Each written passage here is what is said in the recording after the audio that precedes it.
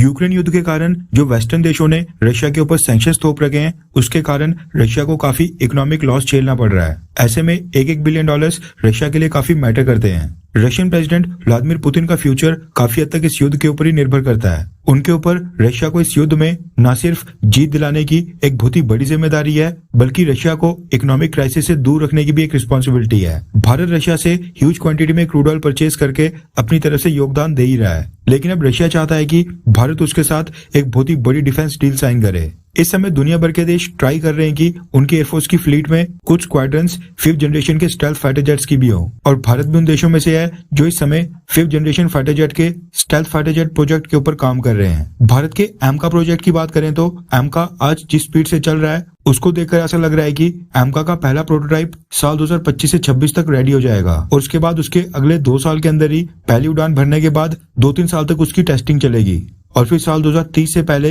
एमका fighter jet की production Bharat में शुरू हो जाएगी।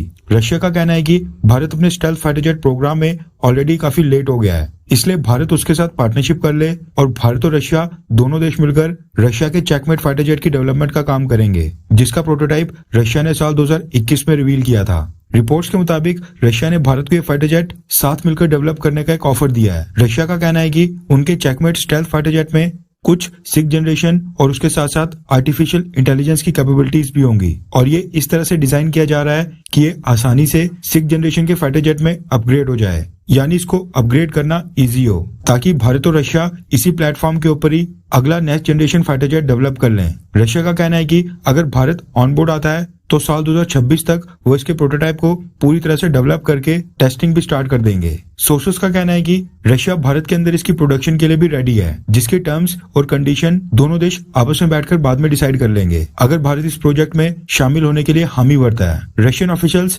एरो इंडिया 2023 में भारत को ये फाइटर जेट ऑफिशियली ऑफर करने वाले हैं। एरो इंडिया 13 से 17 फरवरी के बीच बेंगलोर में होने वाला है, जिसमें रशियन एरोस्पेस जायंट्स भी हिस्सा लेंगे। उसी दौरान वो भारत को ये फाइटर जेट पिच करने वाले हैं। एक्सपर्ट्स का कहना है कि रशिया पेंडेमिक के आफ्टर इफेक्ट्स और यूक्रेन युद्ध के कारण जो उसके ऊपर सैंक्शंस लगे हैं, उसकी वजह से इकोनॉमिक क्राइसिस से जूझ रहा है। ऐसे में single engine Sukhoi Su-75 stealth fighter jet, जिसको वो चेकमेट फाइटर जेट भी कहता है, उसकी डेवलपमेंट के लिए उसको कोई ना कोई पार्टनर चाहिए जो उसके साथ डेवलपमेंट कॉस्ट को शेयर करे। चाइना ने तो Chengdu J-20 stealth fighter jet already develop कर लिया है। वो कितना लीथल है ये अलग डिबेट का विषय है, लेकिन चाइना दोबारा से सेम 5th जनरेशन के प्रोजेक्ट में पैसा कभी नहीं लगाएगा, इसलिए रशिया ने भारत को अप्रोच किया है, या ये कह लो कि भारत से मदद मांगी है। सोचने वाली बात यह है कि भारत ने जब साल 2018 में रशिया के साथ शुरू किए 5th generation fighter aircraft programme से हाथ पीछे हटा दिए थे, तो आज जब भारत का खुद का एमका प्रोजेक्ट चल रहा है, तो फिर इतने सालों पीछे जाकर भारत दोबारा से रशिया के साथ सेम स्टेल्थ फाइटर जेट का प्रोजेक्ट क्यों शुरू करेगा। खैर,